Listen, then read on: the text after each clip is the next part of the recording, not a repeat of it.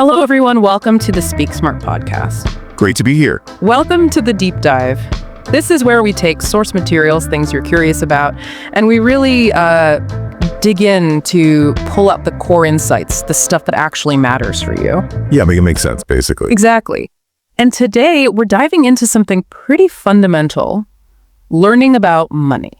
We're looking at some, really different ways people come to understand finance, some contrasting philosophies. And more importantly, where that learning doesn't always happen, like in the usual places. Right. We know you, the learner, want to get knowledge quickly, get it thoroughly. So our aim here is to maybe uncover some of those surprising facts, those aha moments. They're out drowning you in jargon. Yeah. We want those moments where it just clicks. Precisely. So let's jump in. What really stands out from the start in this material is a very simple question, a kid's question, actually. Yeah, it's quite poignant. The speaker talks about asking his dad, who was, interestingly, the head of education, something really basic. Which was, why don't we learn about money in school? I mean, how many of us have wondered that, right? absolutely. It seems so obvious. And the dad's answer. That's the kicker.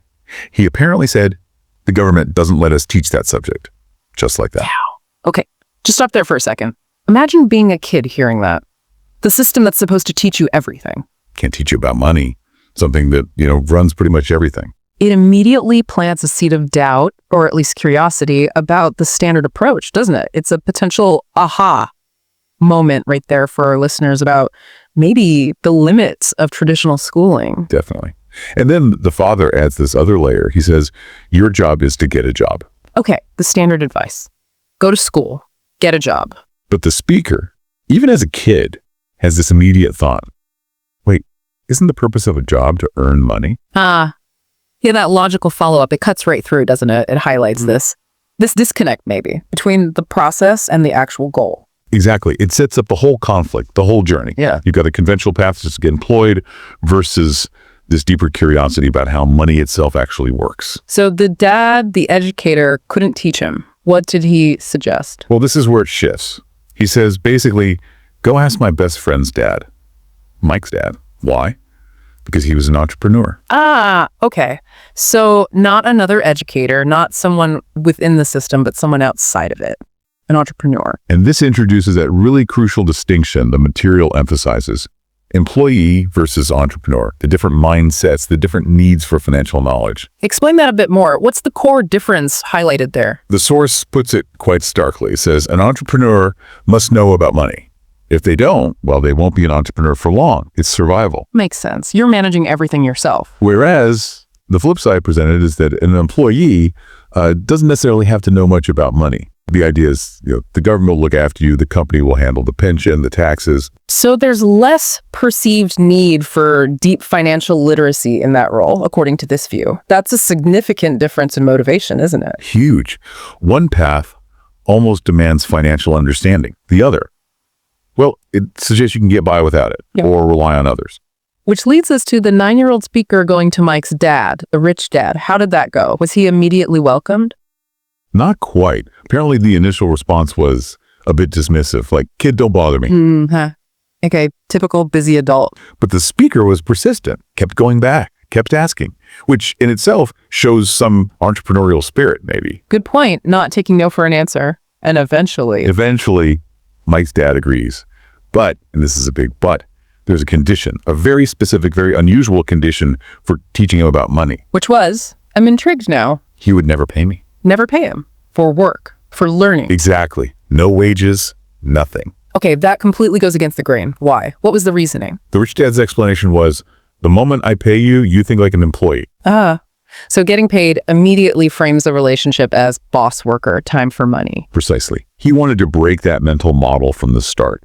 He even said something like, entrepreneurs work for free, meaning you often put in the work up front, building something, before you see the returns. It's about value creation, not just clocking in. That's a radical idea, especially for a kid learning about work. So for you listening, think about that. How does the idea of payment shape your thinking about work or learning? Does it limit it somehow? It's a powerful framing device, isn't it? It forces you to look beyond the immediate paycheck and think about the skills, the knowledge, the asset you're building, even if that asset is just your own understanding initially. So how did this unpaid education actually happen? What did he do? Well, it started small, really small, like menial tasks, picking up cigarette butts around some properties, dusting shelves in the office, that kind of thing. Right, grunt work for free.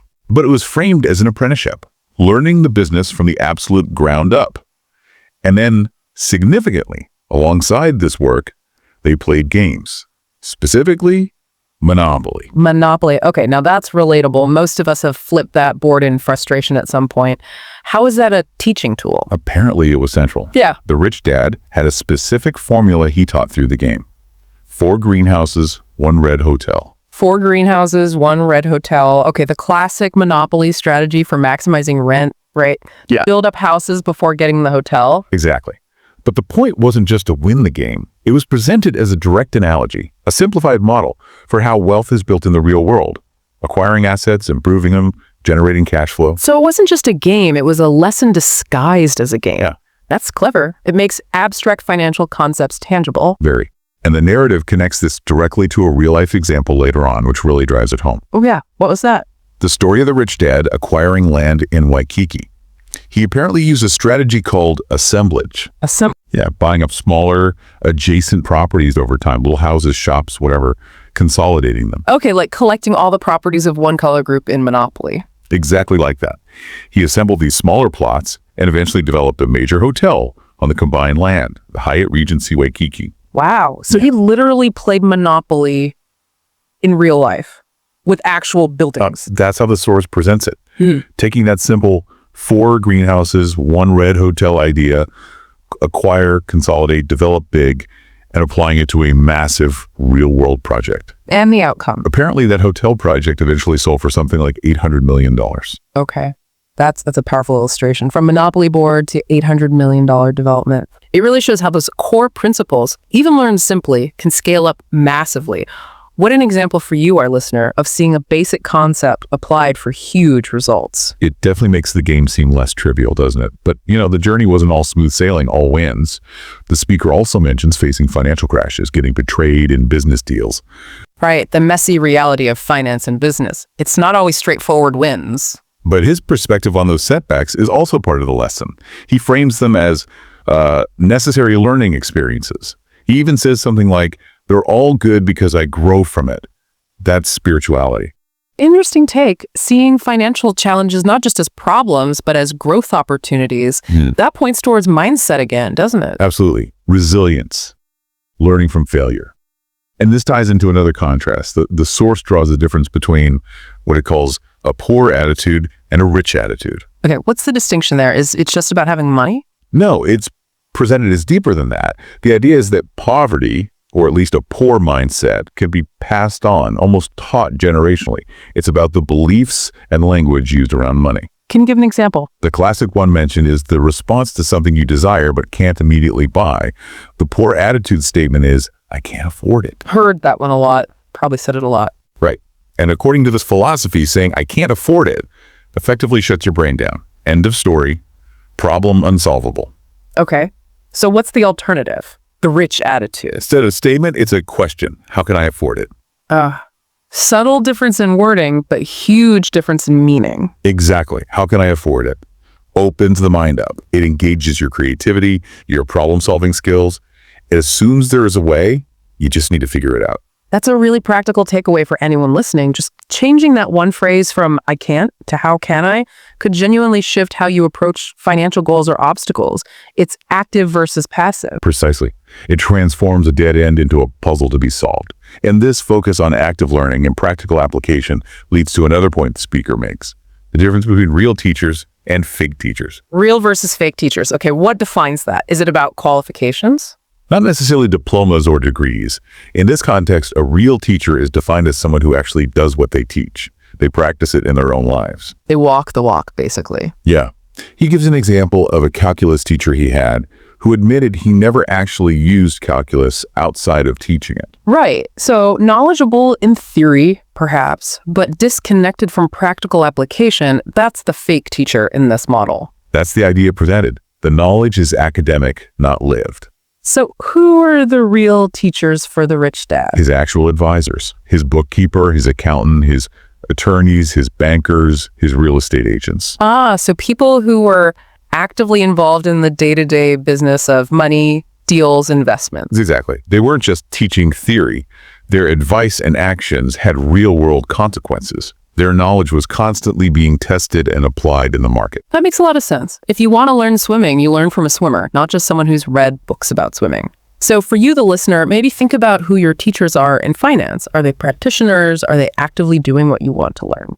It's a call to seek out mentors and advisors who have tangible experience in the specific financial areas you're interested in. Their insights are likely grounded in reality.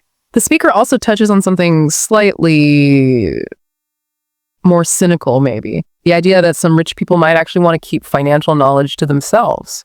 Yeah, there's a brief mention of that some rich people cringe at sharing what they know, maybe wanting to keep them poor. A gatekeeping idea. But the speaker seems to ultimately dismiss that as the primary reason for wealth disparity. He circles back to mindset, even quoting a biblical reference, the poor will always be amongst us, suggesting it's more about individual approach and thinking than deliberately withheld information. So again, the emphasis comes back to the individual's mindset and their willingness to learn and apply, rather than external factors being the sole determinant. That seems to be the core message, which leads nicely into the final piece of advice presented as an analogy. Okay, what's the analogy? It's about finding your game. The idea is that finance isn't one single thing. There are different games within it. Like different sports. Sort of. He contrasts, say, business and real estate, maybe like comparing golf, an individual game, to basketball, a team sport. They require different skills, different strategies, different temperaments. Okay, I see. So building a business might require different strengths than, say, trading stocks or developing property. Exactly. And the advice is simply find your game. Find the financial arena that resonates with your skills, your interests, your personality. That's quite empowering, actually. It suggests there isn't just one right way to achieve financial understanding or success. You don't have to be brilliant at everything. Right. It encourages self-awareness. What are you good at? What genuinely interests you? Focus your learning and efforts there, rather than trying to master every single financial instrument or strategy under the sun. It's about finding your niche, your pathway within the broader world of finance. Play the game that suits you best. That's the essence of it. It's a call to explore and identify where you can best apply yourself and, potentially thrive. So wrapping this up, this deep dive has really taken us through quite a journey, hasn't it? From a simple childhood question to complex real-world applications. Definitely. We've seen the potential gaps in traditional education regarding money, the unconventional but powerful lessons from the rich dad figure. Yeah, that emphasis on unpaid work to shift mindset. Learning through games like Monopoly, the direct link to real-world success like the Waikiki Hotel. And the critical role of mindset throughout turning I can't into how can I, learning from setbacks, and the importance of finding real teachers who practice what they preach. It really highlights the value placed on practical experience and a proactive problem-solving attitude in this particular philosophy of financial learning. Absolutely. Which leaves us with a final thought, maybe a provocation for you, our listener. Given everything we've discussed, the different approaches, the importance of mindset, the idea of finding your game, which financial game, feels like it might resonate most with your goals, your interests. And perhaps more importantly, how might you start looking for those real teachers, the practitioners who can guide you on that specific path? It's something to really mull over as you continue your own learning journey. It's about taking that active step. Indeed. Food for thought. Well, that brings us to the end of this deep dive. Always fascinating to explore these different perspectives. Thank you for listening to the Speak Smart podcast, and subscribe my channel, like the hit button.